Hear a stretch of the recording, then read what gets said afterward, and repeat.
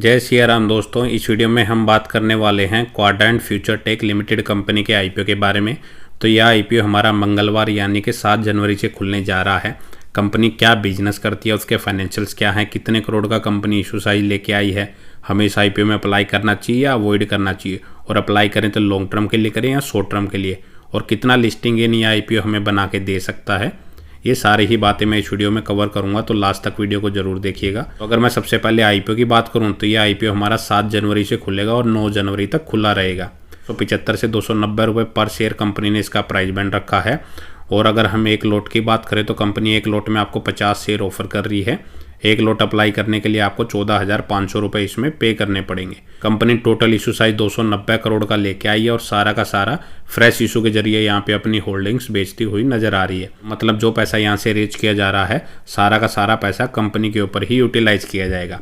Pre IPO promoters की जो holding है वो 93% की चलती हुई नजर आ रही है, जो पोस्ट आईपीओ घट के लगभग 70% की रह जाएगी। मतलब 23% की हिस्सेदारी यहाँ पे बेची जा रही है। अगर हम कंपनी के बिजनेस की बात करें तो यह कंपनी एक रिसर्च ओरिएंटेड कंपनी है और कंपनी अभी फिलहाल कवच प्रोजेक्ट पे काम करती हुई नजर आ रही है। के अंडर में कंपनी अभी new generation train control and signalling system develop करती हुई नजर आ रही है। मेनली कंपनी को जो ये प्रोजेक्ट मिला है वो रेलटेल से मिला है और कंपनी इसके अलावा स्पेशलिटी केबल मैन्युफैक्चरिंग का भी काम करती है, जो कि वेरियस टाइप ऑफ सेक्टर्स में यूज होते हैं, जैसे railway, rolling stock, naval ship, vessel and submarines, electrical vehicles में यूज होते हुए नजर आ रहे हैं। साथ ही कुछ केबल्स कंपनी की जो हैं सोलर एंड विंड इंस्टॉलेशन में भी यूज होती हैं। ये अच्छा कंपनी का बिजनेस चलता हुआ नजर आ रहा है।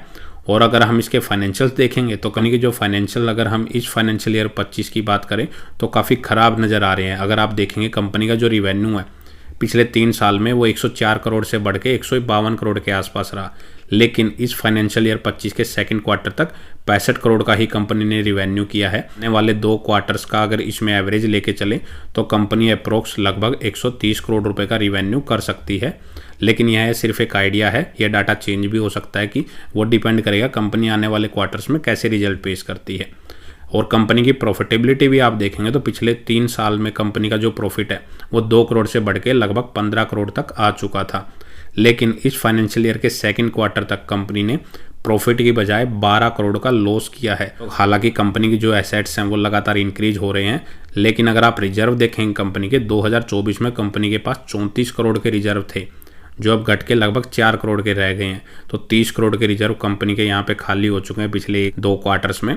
और कंपनी के ऊपर लगातार कर्जा बढ़ता ही जा रहा है। लगभग 98 करोड़ का कर्जा कंपनी के ऊपर फिलहाल नजर आ रहा है। कंपनी की वैल्यूएशन को अगर इसके कंपिटिटर्स से कंपेयर करें तो इस कंपनी का जो फिलहाल पी रेशियो है वो नेगेटिव ही चलता हुआ नजर आ रहा है, क्योंकि लास्ट 2 क्वार्टर में कंपनी ने लॉस ही किया है।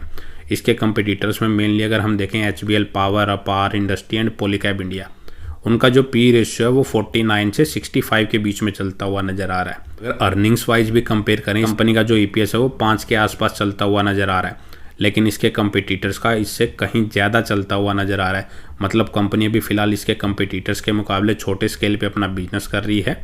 और अगर हम आईपीओ का ऑब्जेक्ट देखें कंपनी मार्केट से पैसा क्यों रेज कर रही है, तो कंपनी फ्यूचर में अपनी जो फंडिंग की रिक्वायरमेंट पड़ने वाली है, वर्किंग कैपिटल की रिक्वायरमेंट इसको पड़ेगी, वहाँ पे इस पैसे का यूज करेगी। साथ ही कंपनी अपना कैपेक्स भी करने जा रही है, उसमें कंपनी मेनली जो इसका इलेक्ट्रॉनिक इंटरलॉकिंग सिस्टम है उसको डेवलप करेगी। और कंपनी के ऊपर जो फिलहाल कर्जा नजर आ रहा है उसकी लोन की पेमेंट के लिए इस पैसे का यूज कर सकती है। और जनरल कॉर्पोरेट पर्पज के लिए कंपनी इस पैसे का यूज करती हुई नजर आ रही है। और इस आईपीओ का अगर हम लेटेस्ट ग्रे मार्केट प्रीमियम देखें तो कल तक इसका ग्रे मार्केट प्रीमियम 0 पे ही चल रहा था, लेकिन आज सडनली इसका ग्रे मार्केट प्रीमियम खुल के लगभग 180 रुपये पे आ चुका है, जो कि लगभग 62% के आसपास चलता हुआ नजर आ रहा है। तो पर लोट अगर हम देखें 50 शेयर कंपनी एक लोट में आपको ऑफर कर रही है, तो पर लोट ये आपको लगभग 9,000 रुपये का प्रॉफिट बना के दे सकता है। तो ओवरऑल बात करें इस आईपीओ को अप्लाई करें या ना करें, तो लॉन्ग टर्म के लिए तो कंपनी के जो फाइनेंशियल है वो काफ़ी ख़राब नज़र आ रहे हैं। इस फाइनेंशियल ईयर के 2 क्वार्टर के रिजल्ट के अकॉर्डिंग अगर देखें तो मैं तो फिलहाल लॉन्ग टर्म के लिए इस कंपनी को अप्लाई नहीं करने वाला। अगर आपको लॉन्ग टर्म के लिए ही अप्लाई करना है तो कंपनी लिस्ट होने के बाद आप इसके 1-2 क्वार्टर्स के रिजल्ट्स को मॉनिटर करिए। अगर कंपनी अच्छे रिजल्ट पेश करती है फिर आप इसमें लॉन्ग टर्म के लिए अपनी पोजीशन बना सकते हैं। और अगर हम शॉर्ट टर्म की बात करें तो हम जो आईपीओ अप्लाई करते हैं वो लिस्टिंग गेन के लिए ही अप्लाई करते हैं। और फिलहाल लगभग 9,000 रुपये का लिस्टिंग गेन आपको ये एक लॉट में बना के दे सकता है।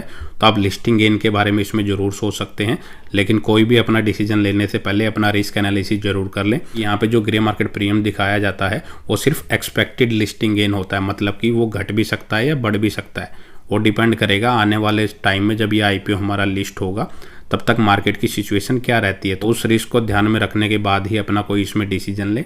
तो इस वीडियो में इतना ही। अगर आपको वीडियो अच्छी लगे तो वीडियो को लाइक करें और चैनल को सब्सक्राइब करना ना भूलें।